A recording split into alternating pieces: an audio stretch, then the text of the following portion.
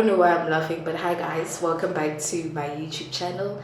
My name is Mokwana Shilote and this is Captured by Mokwana Shilote.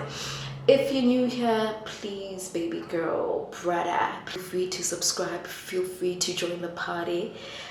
Because there ain't no party like the Marco party, because the Marco party don't stop. Boo, boo, boo.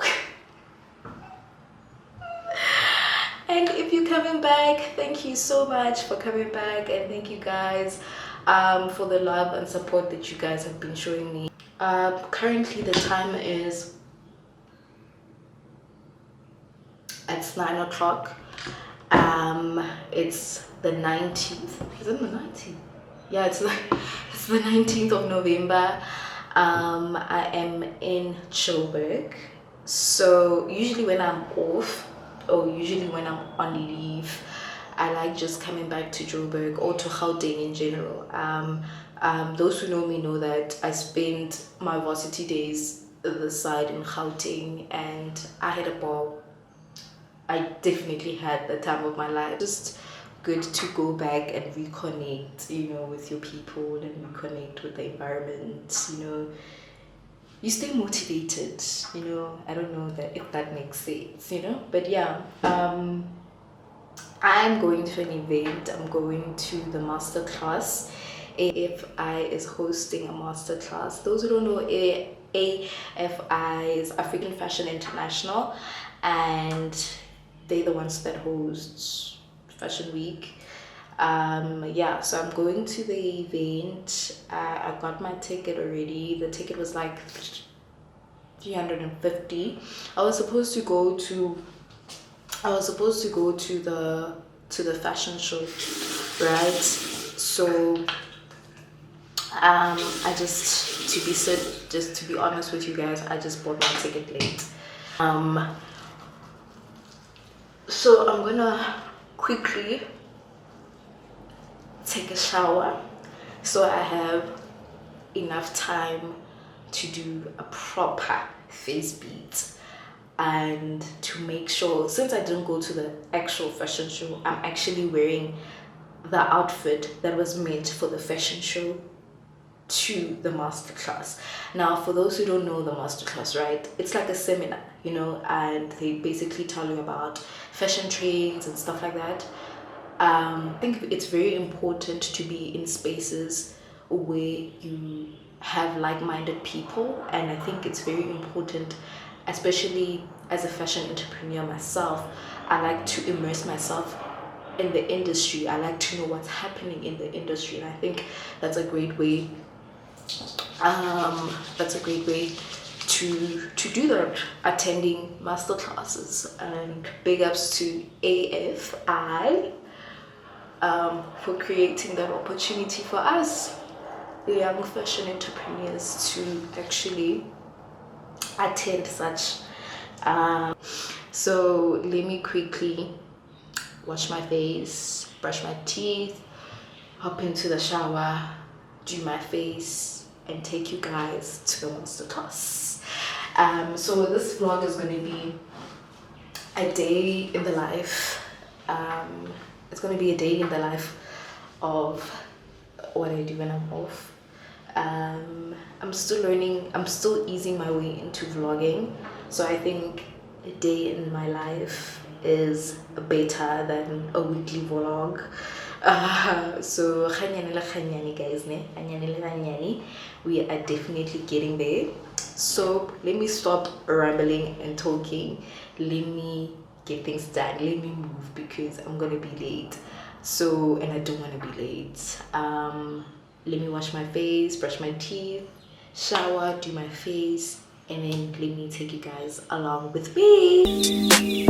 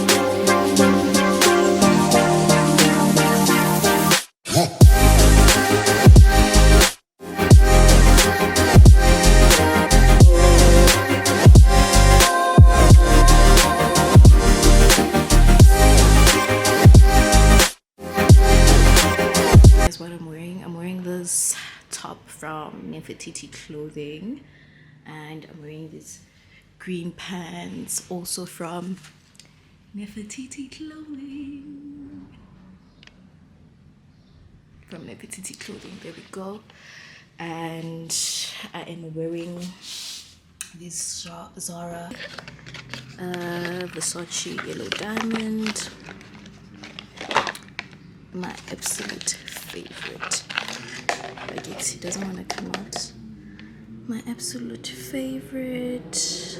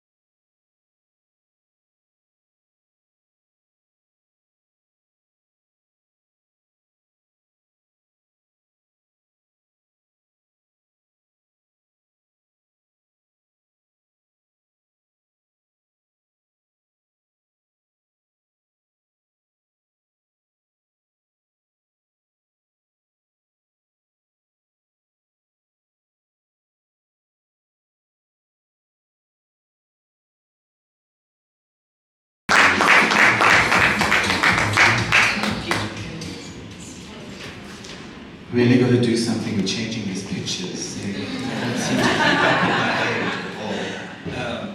I want to say thank you very much for giving me the opportunity to come here today and be part of this. And I can't believe so many people woke up early enough to come here. I certainly will talk. But I made a whole lot of notes, and I think what I'd like to do is it's not just going to be me. And the way I'd like to kind of run things, I know they've given me a briefing copy, but you know me, I don't really follow those things too much. But I think I'm going to be joined by two very amazing luminaries in South African fashion, and they're known for various things. And one not really South African, more on the continent. And an iconic designer in her own right, in her own country, Cameroon. Yeah. So I'd like to, without any further delay, invite Philippe Mazibuko. I'm sure who needs very little introduction. He's a stalwart in the South African fashion industry. He's known for mentoring the most incredible designers, people in allied fashion industries. He's a great talent himself in terms of a creative director, and he'll be joining us in terms of our conversation activity. The next designer who's going to be joining us on this panel is someone who I have a great amount of respect for her in terms of her work, and her brand is Crayon, and we've done many shows around the world over many times before, and I've always admired her kind of unstinted passion for representing her country and for extending the traditional skills that her country has into kind of a very contemporary and modern language in terms of fashion. And I would like to invite her on board so we can continue a discussion and take it onto the continent.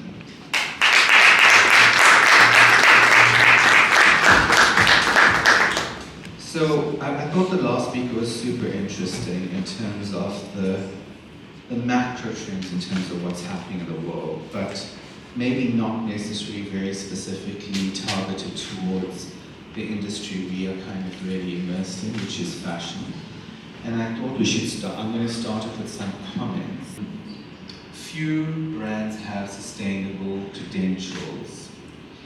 And there's a lot of reasons, and I think one of the things which you didn't address in the last one was why is the fashion industry so bad at it? So I'm going to make a few comments around it, and it's very lucky actually to present a paper in Harvard this year in terms of sustainability in fashion, and to look at why we're still stuck, not just us but globally. And obviously we're part of a global industry, so the same kind of reasons impact us. So I think when you look at terms like recycling, reusing, resale, rental, repair, these come somehow intrinsically connected to this concept of sustainability. And they sold as environmental savers. Also, very interesting, and I'm glad Bronwyn had mentioned it, was this concept of this Bronwyn. The donut. The donut. Donut concept, right? Cronut, bronut, donut. So, and that's really important because people often forget this. We are on an African continent. And being on this African continent, there are far more important things. Women are getting eaten up, raped, murdered, our levels of violence escalate, nutrition escalates, the use of fossil fuels still continues, and given our situation with Eskom, you're more likely to burn a tree to cook dinner. So this consumption of fashion which is cheap is a huge issue, right? And a very interesting thing, if you look at the prices comparatively from the 1990s to now, fast fashion and footwear has decreased. The cost of it has decreased. So there's a huge amount of consumption. And, I'm not sure, Bronna kind of touched on petrol. But these are the use of non-biodegradable petroleum-based synthetics are important. Because you can say, okay, I'll go and recycle those plastic bottles and create this swimwear. But are you going to use that swimwear for 100 years, or most likely chuck it away in 2 years' time? So those were very interesting things. And the big thing on the continent, I'm going to lead into this, the discussion is also, it's a very expensive process. To produce recyclable fabrics is very expensive, and also nobody talks about how much water is used. So, water is going to be the next big thing in terms of what we're going to be impacted with globally. I know it's not on my briefing thing, but it's an exceptionally important thing that there is no body to this date in our country that is a cohesive voice of the fashion industry. And that is a huge issue, but largely also ourselves to blame because we don't speak up. I don't think it's not about speaking up, it's about the education within systems of creative schools that have to build. But do you think it's a school's issue? Do you think it's a school's responsibility? I think education is very important in understanding law in the first place, in understanding how to stand up and speak for yourself. I totally agree So with for you. me, there should be some kind of curriculum within creative schools where they are focusing on creative speaking and having their methodologies understood in every genre of their businesses. Okay, for the longest time I've been shut down because I can't stand to think of people taking sewing machines to school every day. And we have people charging a fortune where kids have to take their sewing machines to school. So what you're asking is a huge task for many of these people, and I'm dealing with a project called Futurewear. It's a practical application or an immersive incubator for people who come out of school. And they don't get taught these things. But I do think the responsibility of forming an organization doesn't lie within the school. The responsibility of forming an organization lies within an industry. And that industry is the one that needs, you're hearing about these sector plans from government. How many of you have been included in the development of the sector plan? Where's your voice in the sector plan? Yeah, but within the sector plan, there has to be some kind of basic education that allows you to have a voice. And I think a lot of creative, especially designers, they don't have a voice because they were never taught to have a voice. They were taught to sew. That's the reason they carry sewing machines to school every day. And for me, fundamentally, if you don't teach someone to stand up for themselves and mentor them to stand up for themselves, then there's no basis in growth. donc des gens qui soutiennent cette mode-là pour créer nos propres codes aussi, évidemment en restant dans les concepts généraux importants comme la durabilité, etc. Mais en s'imposant un peu plus, parce que, comme il disait, qu'on arrête de lire Vogue, qu'on fasse nos propres choses avec la richesse qu'on a en Afrique, parce que l'Afrique est très riche. So she totally agrees with Philip in the terms that we have to really take roots in our culture on all the bases and redefining all those concepts by taking them and appropriating them to us, rethinking our codes, our culture. We will also create new staples. So indeed, definitely, we have to stop checking Vogues and all, and really recenter on ourselves and redefining our own code, because it's not African fashion, but fashion in Africa. Not just the South African context and moving forward, other than just, I mean, we know we touched about the need for education and the need for a strong kind of council and cohesive voice in the industry. But what are the other things that really, when you sit up at night and think, how I could do that? I think the most important thing I would challenge everyone is, before you walk out of your house, look in the mirror, what are you wearing? Where does it come from? For me, I've made a conscious effort that at least 95% of what I wear daily is made in Africa or made in South Africa. So for me, that's the most important thing. When you step out of your house, check what you're wearing.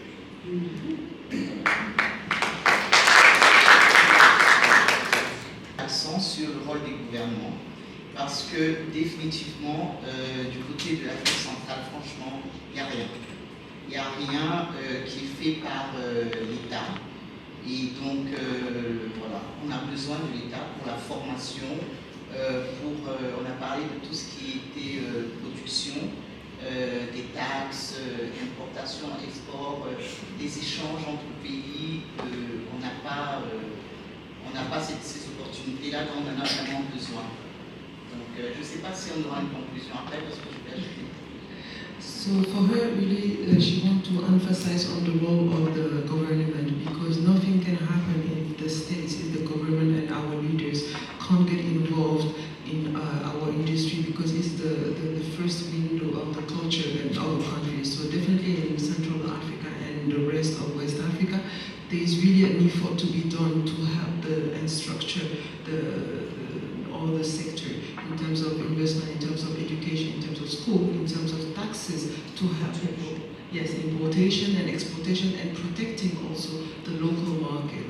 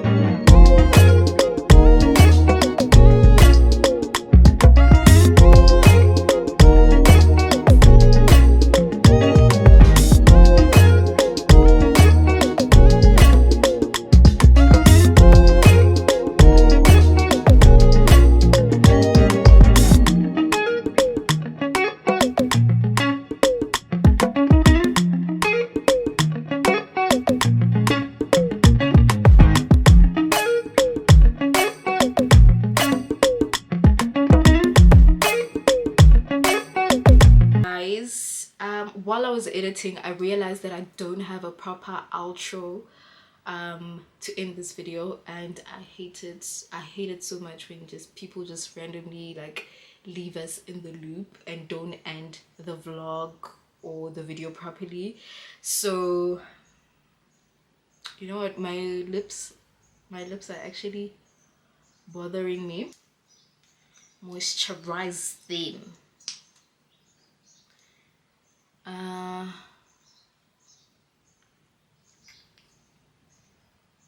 think they're better. Guys, I'm wearing a boob tube, ne? It's hot here. It's hot. It's very hot this side. So don't come for me and say I was naked in the video. I'm wearing a boob tube. Okay, so before I actually do close down the video, I just wanted to share a couple of points that really stood out for me while attending the seminar or while attending the masterclass. Those who are interested in knowing more or like listening to what exactly was being said in the masterclass, they have a YouTube channel. Go check that out. Yeah, so if I look down, just know that I'm busy reading the points and about different emerging trends that will affect us and the economy. And we learned about the donut effect, that the older generation that are in power now are busy making decisions that will affect us when we grow up, when we become in charge, have more responsibilities.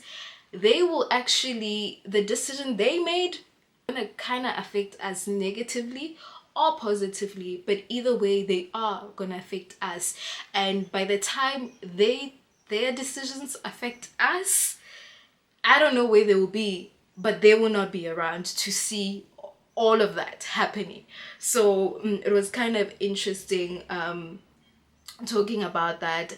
And one of the speakers kept on emphasizing about lack of education. What I mean by this is that to fully adopt this whole sustainability theory or sustainability trend, if I can put it like that, we need to educate ourselves as business owners, as consumers, the importance of buying local, and also the importance of knowing and taking charge of your whole supply chain. We need to come to a point where we know our, like, where we get our fabrics from, like we know our textiles. We know, we as business owners start making textiles. We support company owners that make textiles from scratch.